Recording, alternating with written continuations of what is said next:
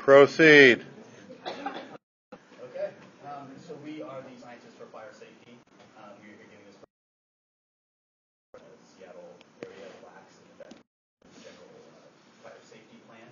We feel the government has a responsibility to protect its citizens, and so we would like to find a way to do that.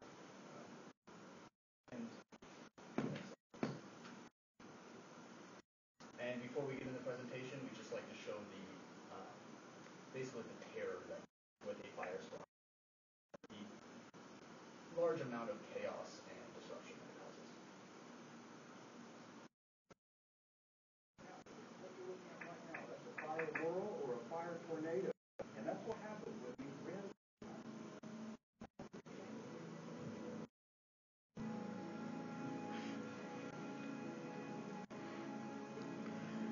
To buy stuff while you're watching a disaster. It'll help you cope. As you can see, when a fire emerges like this, it often creates its own weather. Very dangerous. You can have wind speeds in there over 150 miles per hour. Firefighters.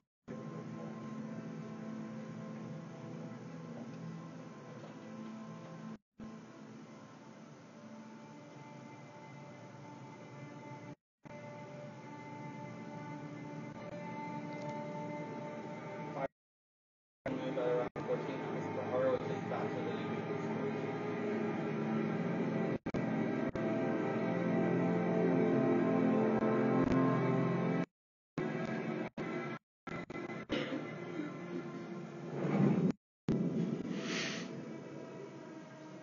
Winds are converging.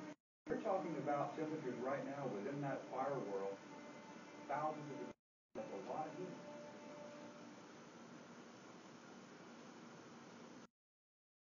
Okay, so imagine it's just completed a dry summer, Memorial Day weekend. A few teenagers decide to go up to Tiger Mountain. They, want to roast some s'mores, so they light a bonfire. Being teenagers and not thinking of the consequences, they leave that fire going. That occurs at night. It spreads to Cougar Mountain and to Bellevue, the surrounding area, with a strong southeastern wind coming from a southeastern direction. And then those embers to Bellevue, they cross on Mercer Island, and then over to Seattle, would set fire to Stewart Island, which I will refer to as lighter fluid island from now on, because from there it is covered in old growth forest, 300 acres of it, and it will light up the rest of Seattle. So the worst case scenario is that's just been presented. If it lights up at night and there is goes undiscovered for hours, so no warning to people who are sleeping at home, thinking they're safe, those people will continue to sleep at home safely until that fire hits their home and they will be around. There essentially will be no time because of that lack of reporting, and the loss of property and homes to business would just be tremendous, which we'll get into later in the presentation. Additionally, that fire does simmer for a while and would hit Seattle during commuter hours.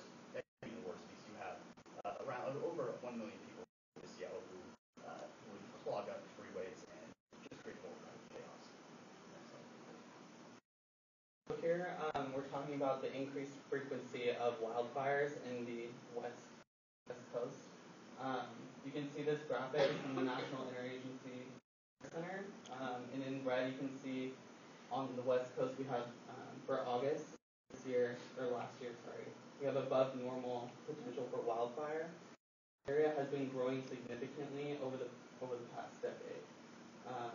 As climate change continues to impact our community, we're seeing warmer springs and summers, leading to more potential for large-scale drought and longer periods of droughts, which are emergencies for potential for wildfire and firestorm. Here's another graphic, also by the National Interagency Center, just showing the linear increase over the past 3 decades of the size of fires in the United States. This is not counting.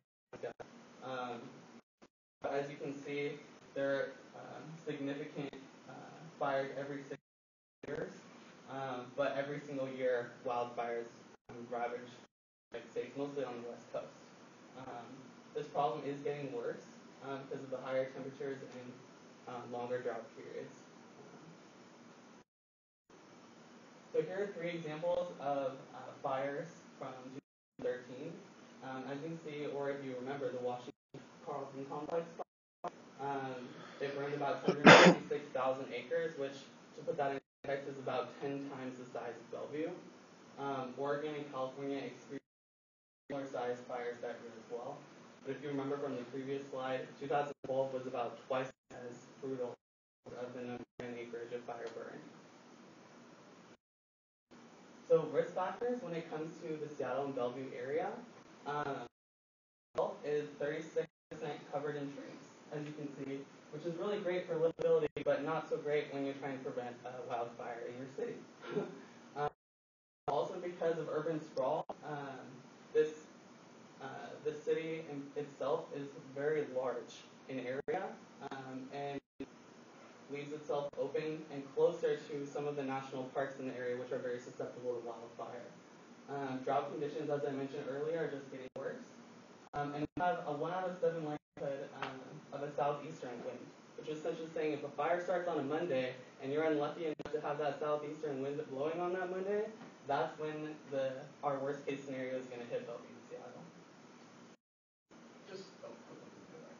Just to go back to my point about fire, lighter fluid island here, which I understand is more of a coastal peninsula. I like how it use that. Like I said, it's just covered in that will light up the rest of Seattle. Just look at that, and there's only one station around this park. That's right. 90 or in that zip code, and it's one of the biggest zip codes in Seattle too. It's pretty ridiculous, and one of the obvious fixes is either bulking up this fire station or adding additional fire stations. Also, if you remember from the video, the weather from these firestorms, the wind speeds can get up to 150 miles per hour, and those embers from the Bellevue area or Mercer Island area a body of water and land in Seward Park and catch the rest of Seattle on fire. So we now have a visual that we made. You can see the speed at which this fire impacts the Bellevue and Seattle area. As you can see, it's starting on Tiger Mountain. This is about 30 minutes in. And 3 national parks here act as a fuse to send the fire towards the southern Bellevue. We're at about an hour and a half now from when the fire started, and it's already in most of Bellevue. It takes a little bit of time to cross that body of water to Seward Park, but now we're only at 2.5 hours, and it's already impacting the financial district of Seattle. And if you've ever been in Seattle area traffic, this is going to be almost impossible to evacuate, and why we need a significant amount of warning time beforehand, but even then, it's probably not enough.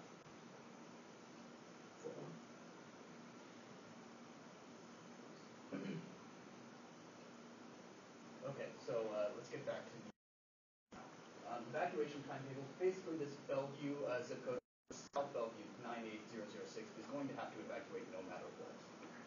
They will be evacuated first. They'll have 40 minutes to get out, which would be plenty of time if they are not evacuating Bellevue, which is likely what's going to happen with current situations and current fire sources.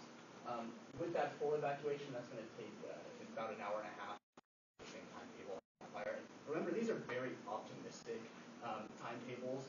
It's going off of a Department of Transportation report from Seattle in 2009. So these, again, very optimistic, much likely, or very likely to be much more time. And added with other factors like accidents, creating bottleneck effects, could even increase these times greater. Likely, we would evacuate Seward Park and Mercer Island. The surrounding areas of Seward Park and Mercer Island, because those would be the most in danger. Which again, that we could pull off this evacuation, take over an hour, would still be problematic. If it spreads any farther than that into the financial district and get onto the it spreads into downtown, it's a much larger evacuation that would take long. So that almost becomes impossible. So the real key is keeping this below downtown and restricted to the Seward Park area if it works. And actually, additionally, I want to discuss the alert systems.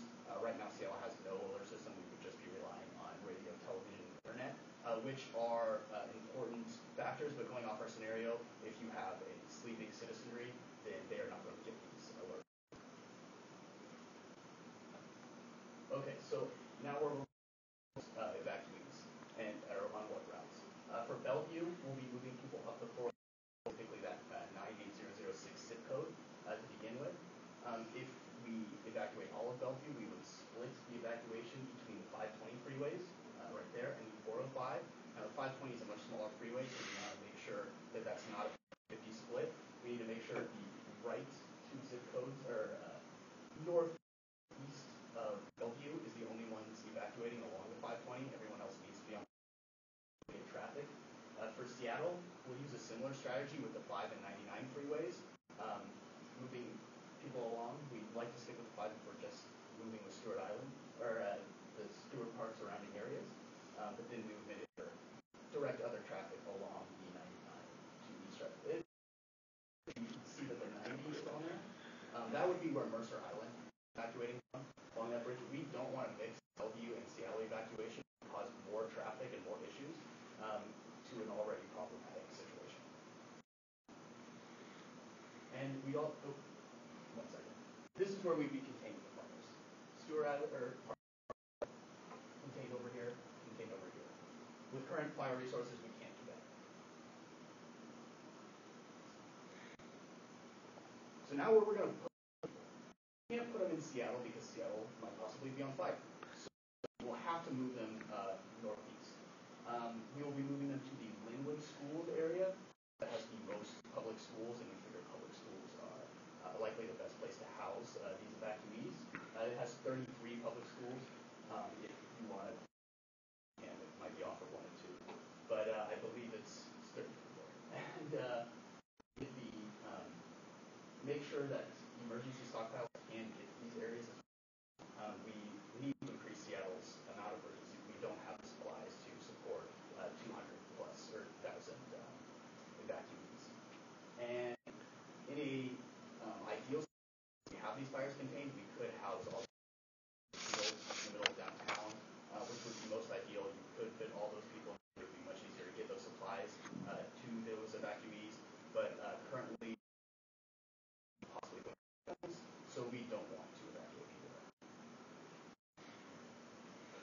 Great. So now we're going into the cost of the fire. And I just want to preface this slide by saying it really depends on the weather, the severity of the drought, and the wind speed in terms of what or are more likely to be damaged and how severe the damage is. So as you can see, it shows Southern Bellevue, the 98006 zip code. All of the houses in red are going to be the uninsured damages of the houses that burned down. One house is 1,000 houses, represents 1,000 houses. And then we have the graphic that shows the city of Bellevue altogether. We've got total housing value by looking at the average cost of the houses in these zip codes, multiplying by the number of houses. And we realize that not every single house is going to burn down, but these estimates are actually very conservative because we did not take into account the cost of apartments, of government-owned buildings, of businesses, or of infrastructural property values such as roads and lakes and sewers that will cost the city money. So these numbers are actually just the private citizens. We have the uninsured versus insured ratio, and right now we're not sure what ratio that would be for a fire of this size. We've estimated best case scenario, a 1-to-2 ratio of insured to uninsured damages. And so that would be $1 billion of damages going off of our scenario that we presented to you earlier. Also, given our current evacuation route dilemma and that of evacuation time that we have and notification time, we've estimated around 134,000 deaths of people being stuck in traffic, smoke inhalation, or not being able to evacuate in time from the fire. And we've gotten this number from multiplying human life as defined by the Environmental Protection Agency. Great. Yeah, it's about $1.2 trillion. What we would like you to do is invest in prevention of this effective way that we think that such a disaster, at least the severity of a firestorm, is clearing brush in these national park areas and ensuring that if the fire does start in those areas, it's not as severe. It was just all of that dry brush just sitting there, and we've calculated that to be about $100 every couple of years.